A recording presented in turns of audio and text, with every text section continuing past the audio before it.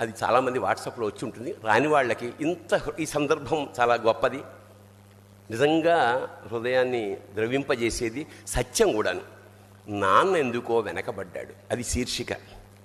అమ్మ 9 నెలలు మోస్తే నాన్న 25 ఏళ్ళు.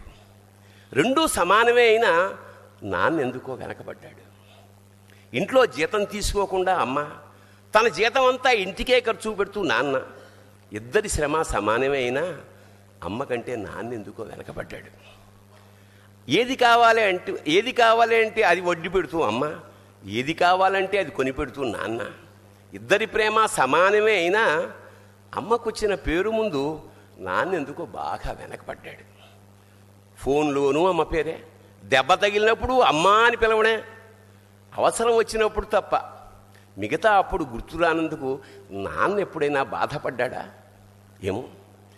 ఇద్దరూ సమానమే అయినా పిల్లల ప్రేమను పొందడంలో తరతరాలుగా నాన్న ఎందుకో వెనకబడ్డాడు. అమ్మకి మాకు బీరువా నిండా రంగురంగుల చీరలు బట్టలు, నాన్న బట్టలకు దండెం కూడా నిండదు. తనని తాను పట్టించుకోవడం రాని నాన్న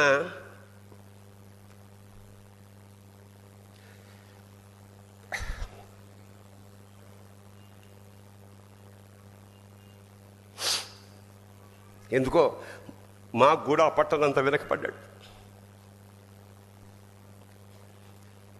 అమ్మకి అన్నో కొన్నో బంగారు నగలు, నాన్నకి బంగారం అంచున్న పట్టు పంచి ఒకటే. కుటుంబం కోసం ఎంత చేసినా తగిన గుర్తింపు తెచ్చుకోవడంలో నాన్న ఎందుకో పాపం బాగా వెనకబడ్డాడు. పిల్లల ఫీజులు ఖర్చులు ఉన్నాయి. ఎప్పుడప్పుడు ఈసారి పండక్కి చీర కొనొద్దంది అమ్మ.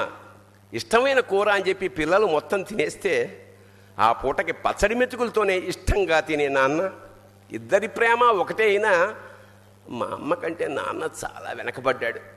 వయసు మళ్ళాక అమ్మ అయితే ఇంట్లోకి పనికొస్తుంది, నాన్న ఎందుకు పనికిరాడని మేము తీర్మానం చేసుకున్నప్పుడు కూడా వెనకబడింది నాన్నే. నాన్న ఇలా వెనకబడిపోవడానికి కారణం ఆయన మా అందరికీ వెన్నెముక కావడమే. వెన్నెముక వెనక ఉండబట్టే కదా దన్నుగా నిలబడగలుగుతున్నాం. ఇదేనేమో నాన్న వెనకబడిపోవడానికి కారణం. శివోహం.